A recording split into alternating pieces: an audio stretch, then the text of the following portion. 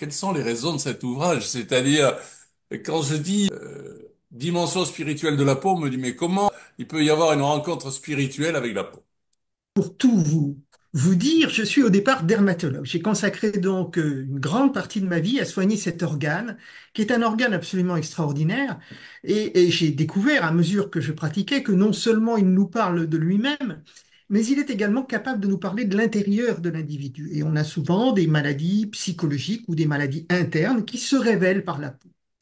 Et puis parallèlement, j'ai fait moi-même un travail initiatique et un travail de recherche sur la quintessence des spiritualités.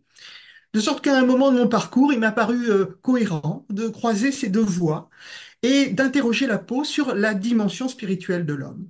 Et je pensais que ça allait être un sujet un petit peu limité. Et finalement, c'est une mine de trésors à explorer. Parce que depuis la nuit des temps, dans toutes les traditions, l'homme a utilisé sa peau pour faire vivre sa spiritualité. Si on prend les peuples premiers, par exemple, eh bien, pour eux, les esprits sont tout autour d'eux, dans le monde qui les environne. C'est pas un Dieu lointain caché dans le ciel.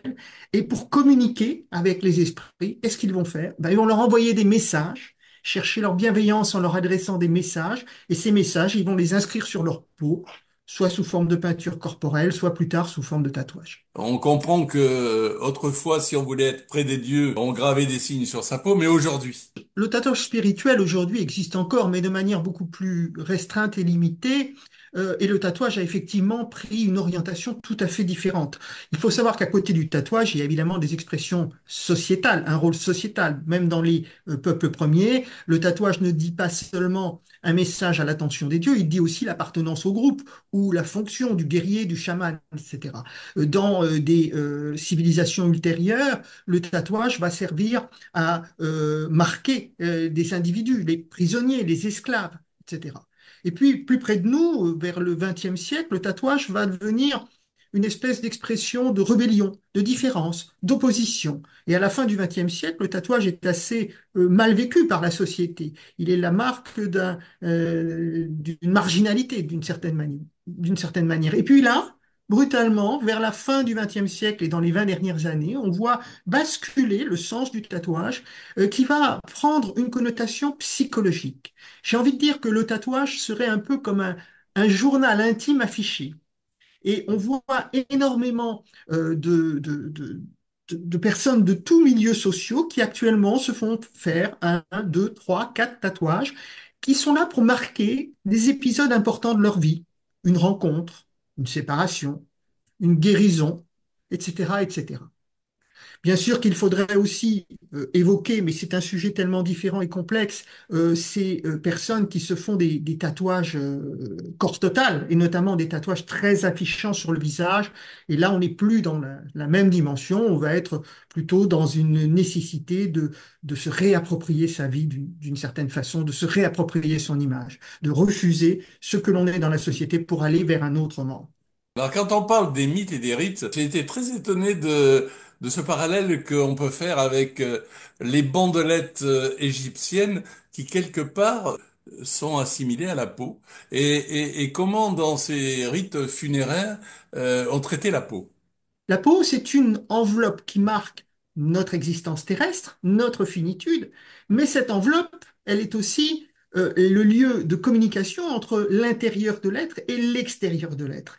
Et donc, il va y avoir tout un jeu possible symboliquement avec cette peau qui va pouvoir être déchirée, qui va pouvoir être retournée, qui va pouvoir être traversée, ou qui va pouvoir être le berceau de la vie, et notamment pour les Égyptiens de la très haute antiquité, c'est le mythe de la peau berceau, où on a cette peau qui va permettre la renaissance à une vie nouvelle, comme un écrin qui accueille l'âme et la vie.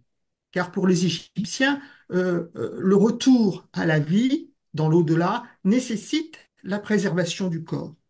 Et ce mythe très ancien de la peau berceau, qui était joué à partir d'une peau animale par un prêtre, on figurait cette anse de peau, cette outre de peau dans laquelle la nouvelle vie allait s'installer, a été ensuite remplacée par les bandelettes qui viennent se substituer à cette peau. Dans ces mystères initiatiques, pourquoi cette nécessité d'exposer la peau aux éléments? l'air, l'eau, le feu, etc. Comme dans toutes les traditions, en réalité, ce que je disais tout à l'heure, c'est que lorsque l'on veut transformer un être en profondeur, lui permettre, lui faire passer des messages transformateurs qui vont lui permettre de se perfectionner et se rapprocher de la divinité, on ne peut pas s'adresser à la pure raison de l'être. C'est pourquoi on utilise la peau, parce que la peau, c'est le lieu du toucher. Le toucher, c'est un sens extraordinaire. D'abord parce qu'il est global. Lorsque vous regardez quelque chose, c'est votre œil connecté à votre cerveau qui va régler l'information très rapidement. Mais lorsque vous utilisez la peau, c'est l'ensemble de l'enveloppe corporelle qui peut être concernée. Et donc, si vous trempez quelqu'un dans une eau sacrée, vous allez avoir effectivement une puissance de l'information qui va passer sur la totalité de l'individu, corps, âme, esprit. C'est très puissant. Et puis, la deuxième raison, c'est que le toucher est un sens réciproque. Vous pouvez voir sans être vu, entendre sans être entendu, mais vous ne pouvez pas toucher sans être touché. Donc, lorsque il y a toucher, il y a un pont qui s'établit.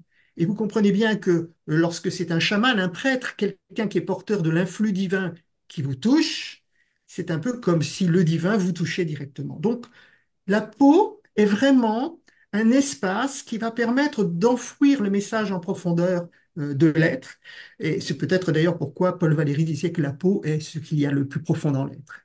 Et tous les mythes et tous les rites vont utiliser cela pour leur pratique, et on retrouve ça en franc-maçonnerie d'une manière plus édulcorée, plus allégée que dans les mythes de l'Antiquité, qui étaient des mythes puissants, hein.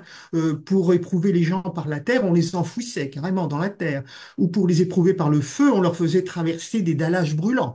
Bon, nous sommes un petit peu calmés de ce point de vue-là. Néanmoins, je crois que c'est très important que ces temps de l'épreuve dans l'initiation maçonnique restent palpables, réels, et ne soient pas simplement évoqués, car sinon leur propriété transformatrice sera perdue. Et le voile et la nudité, on commence avec Adam et Ève. Et ensuite, comment les contextes sociaux ou religieux interviennent sur cette relation entre le voile et la nudité? Je me suis interrogé pour savoir si c'était finalement la nudité qui était l'expression de la spiritualité, ou au contraire l'habit, le voile, le vêtement. Et il est certain que dans certaines traditions, c'est le port du voile, c'est l'habit religieux, c'est la tunique blanche dont on revêt l'initié qui marque la sacralité. Et par contre, dans d'autres traditions, ou dans d'autres moments de certaines traditions, on va avoir la nudité comme expression du désir de retourner à une vie de simplicité, à une vie de dénuement, de non-attachement. On retrouve ça, par exemple, chez les Digambara, qui sont des moines hindous qui se promènent nus pour dire leur non-attachement à la matière. Et d'ailleurs, Digambara, ça veut dire vêtu de ciel, et je trouve que c'est une très belle appellation.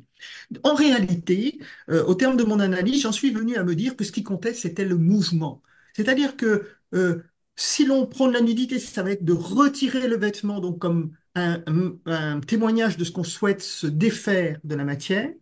Et à l'inverse, si on voile, c'est que on montre le chemin nécessaire de dépassement de nos empêchements. Il va y avoir à dévoiler. Si on voile, c'est pour dévoiler. Et donc, ce qui est important, c'est ni l'état de nudité, ni l'état de voilement, mais véritablement le mouvement, la mise en action et qui va découler de ça. Pour revenir sur le texte de la Genèse, c'est tout à fait passionnant parce que effectivement, en fonction des époques, on a interprété très différemment la tunique de peau. Vous savez que quand Adam et Ève sont chassés du jardin d'Éden, ils vont être revêtus d'une tunique de peau.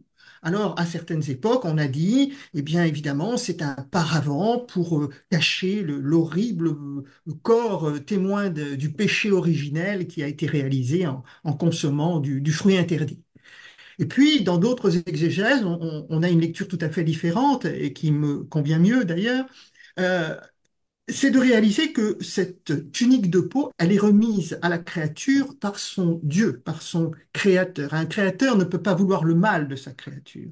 Et donc, cette peau peut être effectivement interprétée d'une manière tout à fait différente comme étant une passeuse, un guide spirituel. Par sa dimension symbolique, cette peau va permettre, en étant soulever, déchirer, retourner, de refaire le lien entre l'intérieur et l'extérieur. Et D'accord. finalement, elle peut être vécue comme un moyen de retour d'exil. Partout, on dit aux femmes, parce que vous le valez bien, allez donc voir votre dermato pour conserver votre éternelle jeunesse. Qu'est-ce que vous en pensez? J'ai une phrase que j'aime bien qui dit quand la religion s'étiole, la peau devient idole.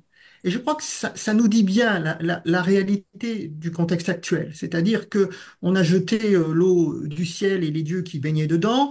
On est dans une société qui prône le consumérisme et l'individualisme et on recentre l'individu sur son apparence, de sorte que la peau n'a plus de fonction symbolique pour nous amener vers un Dieu qui n'est plus là, qui n'existe plus. La peau a simplement pour fonction maintenant de nous permettre d'être à peu près ce qu'on voudrait être, ou ce que la société voudrait nous faire être.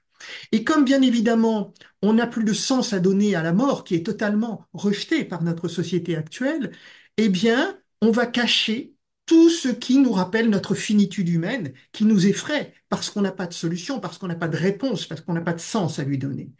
Donc la ride est une insulte, est une chose qui agresse les jeunes femmes très très tôt. Et on voit en consultation des jeunes femmes à 25 ans venir nous demander des traitements anti-rides assez puissants. Donc c'est ça, c'est que vraiment, il ne faut pas laisser la peau dire ni l'intérieur de l'être, ni révéler ce que nous sommes vraiment, ni dire notre finitude humaine.